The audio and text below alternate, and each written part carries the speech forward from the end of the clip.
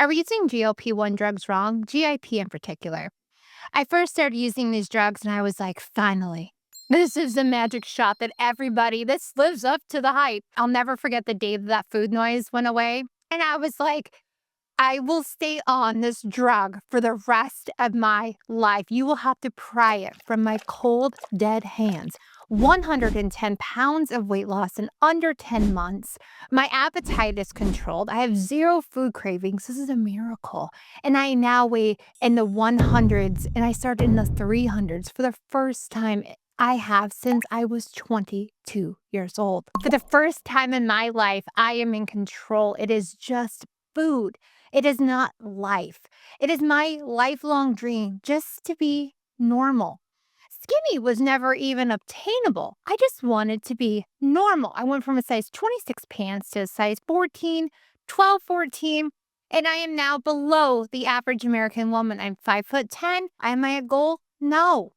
But I'm finally normal. I still have about 30 to 40 pounds of weight to lose to be at my goal. But today I am off of Tirzepatide and have been for the last 9 days. And I plan to voluntarily stay off of Tirzepatide for the next 11, or at least the GIP aspect of it, for the next 11 weeks. Again, 100% by choice. I want to take a moment to thank the over 1,300 new subscribers I have to this very new YouTube channel. See, I am new to YouTube, and I was very surprised to find out that 48% of the returning viewers of this channel are not subscribed. So I would like to ask you a favor. If you are not subscribed to this channel and you like the work that I do here each and every week, and you want to support a young YouTuber, well, okay, a young YouTube channel, I'm old, obviously. Oh, I'm like the Crypt Keeper! Hit the subscribe button, and I will make this commitment to you. I will do everything in my power to bring you better videos each and every week, listen to your feedback, bring you some exciting new guests to interview, all the important news, and updates in the science revolving GLP-1 drugs and weight loss medication, so we can all learn together. Thank you so much to the new members that we have of this channel. And I have something for you that you didn't ask for. Soon you will get a private video, and I'm contacting each of you that are on the screen right now. And this has not been released to the public, and this will ship to you. It's a physical good from Amazon directly to you. It's not something you subscribe to or was a part of your membership, but it is something I want to do special for you for supporting me and my journey and believing in this channel. It is my random act of thanks. But if you're new to the chat or returning, go ahead and type in the comments, because I love to see who's new here and get to know each and every one of you. Why are GIPs not being cycled? I've uncovered enough science papers to bring this cause to attention, enough data to have me personally stop my journey. I found multiple research papers on receptor site desensitization due to the overexposure of GIP. GIP is the ingredient that makes Tirzepatide have its pizzazz, to make it have its magic. The scientific papers that I found are receptor site burnout due to hyperglycemia. That's high blood sugar, which is what a lot of us have prior to starting these medications. We're already starting these drugs with the potential to be less sensitive to the GIP aspect of it. Our bodies are already pumping out more GIP to help control the blood sugar levels within our body. Why do the natural GIP levels go up in people that are hyperglycemic? GIP, glucose dependent, so sugar dependent, insulinotropic polypeptide. It's a hormone that your body makes when you eat to help manage your blood sugar, along with your pancreas. It releases insulin to lower your blood sugar levels, which is most likely why people with uncontrolled diabetes that are starting these medications, some people report that they have a harder time and that they don't seem to be responding as well than their non-diabetic counterparts. Now, a little bit about my history, so maybe you can get a better understanding to why I worry so much. I am an overthinker. I've been a businesswoman my entire life. I used to hop on a plane, fly from LA to go to work. And I have a type, a male preference type. It's just my thing. I like muscles. I think that masculine thing in my house helps me tone down the bossness that I had to have, having a 9-to-5 job, and made me feel softer in the house. And, my muscles are easy on the eyes. But it's a pretty ambitious goal for a fat chick. Let's be honest. I have a sparkling personality. Maybe not all of them would agree with that. So most of my partners throughout my entire life were on peptides. And I'm not talking about anabolics, although like a 900 T score does have its benefits. I'm only talking about peptides. So they all use peptides to improve aspects of their health, like biohacking their bodies. Even back in the day, I remember seeing now we have telehealth, so you can go to subscribe to it. Back in the day, it was in the back of muscle magazines, like, hey, you can call this provider to get prescribed your peptides or whatever. And if GLPs and GIPs were available back then, I'm sure most of them would use different season if they're not doing it now. So they use peptides for things like I don't know, like sleep, muscle, biohacking, longevity peptides. And these ones have been around for decades. And you might have heard a couple of them. You have your BPC, Tesamorlin, Hypermorlin, Seamorlin, IGF-1, AOD 9604, CJC 1295 with or without DAC, with or without Hypermorlin, I don't know, melanotans. And there's like a whole list of other ones, but those are the most popular ones I can think of. So peptides have always been a part of my life because they were part of their lives. But all of these peptides, even though they attack different attack different areas of concerns and different processes within your body, all of them have two things in common. One, they're all peptides, and two, they're all cycled. Now, cycle means that you stay on them for a set amount of time and then you take a break and you go off of them. That's a cycle. And you do this to prevent your body from burning out. See, peptides work by attaching it's like a lock in your body, and that lock is a receptor to make things that you want to have happen. If you're using peptides nonstop, your body can get overwhelmed and it's like the lock stop responding. This is called receptor desensitization, burnout, or downregulation. It's like, I don't know, it's like being like in a group chat. And when you first start, when you first are involved in a group chat, the group's sending messages, you're receiving, sending messages, and you're receiving, and so on and so forth. As time goes on, the pinging and pinging and pinging and pinging ramps up. It becomes overwhelming, and you're responding less and less and less. And eventually, you put the group chat on silence, and if it just keeps going, you're like, you know what? I'm just going to remove myself from the groups so I'm not getting these notifications anymore. So what's the solution to all the peptides that I had mentioned? You take a break or you cycle those peptides so the receptors keep from muting or leaving the group chat. Cycling keeps the peptides working effectively so you can take a break and a cycle off, giving those receptors time to reset. So when you start again and you start using the peptide again, it works as effectively or close to as effectively as it did the first time you started. It's like you drink coffee. The first time you have coffee, you may just need 1 cup and you're good for the day. As time goes on, it's 2 cups, 3 cups. Eventually, you're at Starbucks ordering the triple shot, this extra. I don't know, I'm not Starbucks really, but you get the idea. It's like you smoke weed. I don't partake, but many of my friends do. And they say that if you start smoking regularly, if you are smoking regularly and you stop smoking, your cannabidiol receptor system gets an opportunity to break and you start after a set period of time. And those cannabidiol receptors become more sensitive to the THC. Now, if you're here and you're still watching, I'm going to make some assumptions about you. Are you ready to be judged? Chances are, if you are still here, you are an overthinking type of person. You're probably data driven, very analytical, probably extremely good looking, intelligent, critical thinker, probably successful in your day to day life, because people that stick around longer in videos are people that typically are higher levels of thinkers. So I'm going to guess that a few of you are screaming something in the background.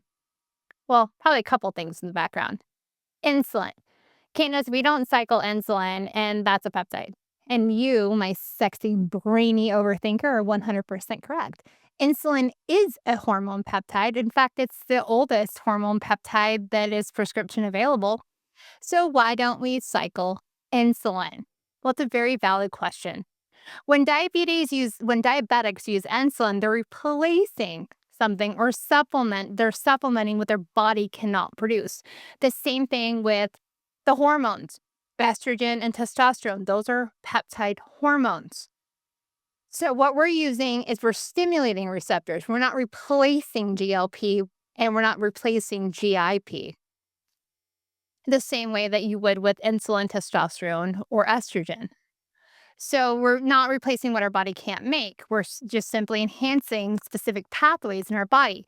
I don't know how many times I can count the amount of times I've heard like, hey, I'm in a stall. This is just not working. So you bump up the dose and you get more GIP.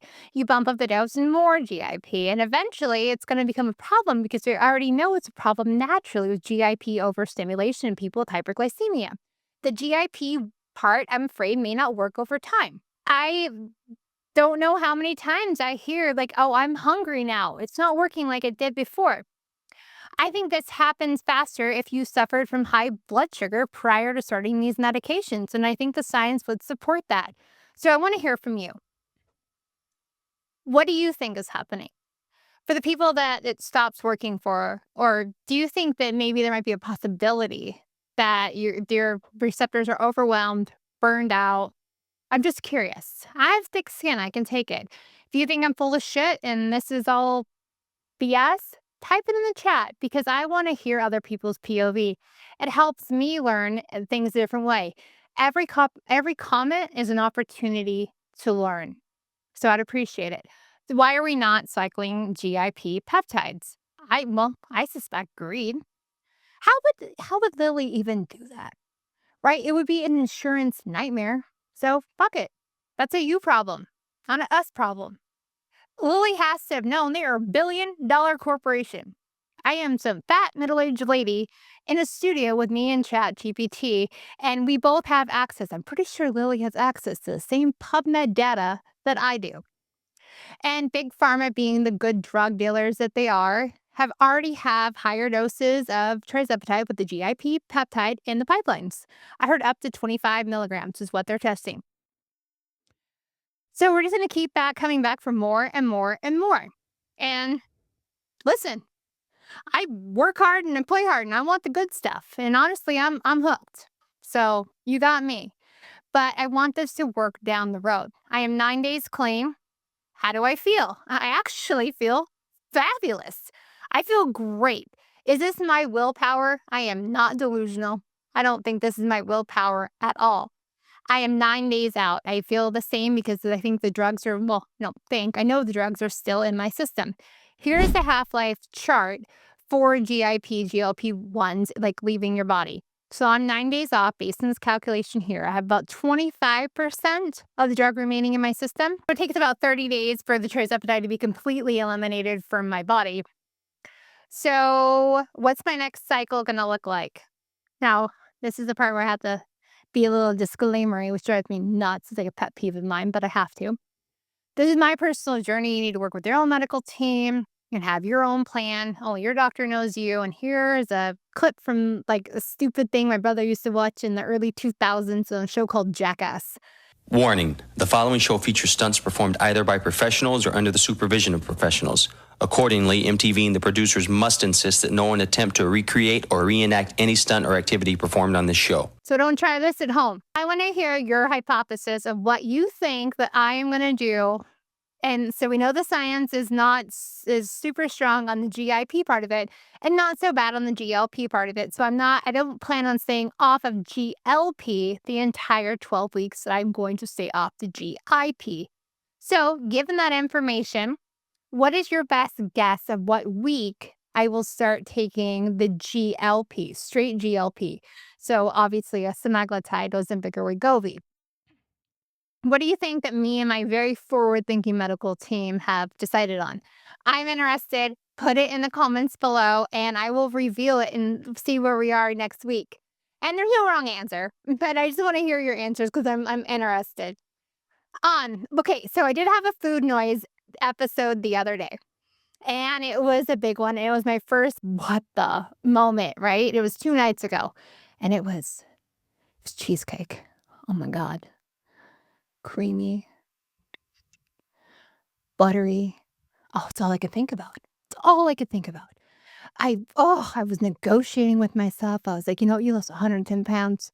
You deserve that cheesecake. I got it in my Uber Eats cart because the Cheesecake Factory delivers to where I live. I got as far as the nutritional facts page of the Cheesecake Factory website, which wasn't even available on Uber Eats BTW, and realized it would cost me over 1,000 calories. At first, bro, for a slice, not a whole cheesecake, one slice. And I still had enough willpower in my system to say no, but I couldn't get it out of my head. And I was like, oh, it was like past the point where you can order. I think the Cheesecake Factory closes like 11 p.m. It was past the point where you can order, and I was like, damn, I really regret not like buying this cheesecake. And I don't have like 24-hour stores here where I live. Thank God. And so like bad decisions happen. So I was like, what am I gonna do? But I remembered that I had made a video on like a high protein. I was making a high protein like video, a high protein cheesecake video back for TikTok months and months and months ago. I don't even think I ever published it, like because the lighting was all crappy. I had shitty cameras at the time. And and then so I ordered this stuff. Let me show you. Keto cheesecake. Keto cheesecake. So I'm gonna tell you what I did. Oh my God. This stuff is not healthy. It's 2 grams of protein in here. Like, it's not healthy at all. And it doesn't even have the value next to it. So that is even like real protein. Because it doesn't say, it should say 4% of your daily value. And it doesn't even say that. So I'm pretty sure it's like bullshit protein. So let me tell you how I made it. Greek yogurt, blended cottage cheese, allulose. I like allulose better than monk fruit, but you can use monk fruit to taste. And then after you get that sweetened the way you want to, I added because 160 calories a scoop. So I only added 3/4 of a scoop. But this stuff, oh my God, I could dry scoop it. Do you know what dry scooping is? If you don't, then you haven't dated gym guys. And good for you. But dry scooping is something that gym bros do in the gym. They'll have a thing of pre-workout. Pre-workout is basically like a bunch of caffeinated powder and like healthy as crap, like that helps you gain muscles in the gym. And most normal people put that scoop and they put it into water and they shake it up and they drink the pre-workout. Like the hardcore, like, chads at the gym. Okay, I dated them. Nothing wrong with it. They'll take a scoop of the protein, they'll dry scoop it so they can show how hard they are in the gym. Whatever. I was ready to dry scoop the fuck out of that cheesecake stuff. It is so damn delicious. Oh my God. It's gonna become a problem. But at 100, so like the cottage cheese and the Greek yogurt are not bad. They're super high protein, the allulose, zero sugar. And so the only bad thing was 100 and I only had 3/4 of a scoop. It's like that 100 calories of extra of calories I didn't need. Will the keto cheesecake be enough to fend it off for the amount of time you think that I'm going to stay off of the GLP? I don't know. Only time will tell as the Tirzepatide leaves my body. But you better make sure that you are subscribed to this channel so you can follow this shit show and come back in a week and see. I don't know. I could have a freaking mirror out here. We can have this stuff like railed off with a giant neon sign that says, please don't do keto cheesecake in the bathroom. I don't know. But make sure you check out this last cycling video if you missed it. I'm Candace Cunningham, and this has been your tea on GLP. I'm telling you right now, stuff fucking amazing. And I stuck my finger in here before I hit record, and I looked down. I looked down at my shirt, dude, and it's all. I was like, oh.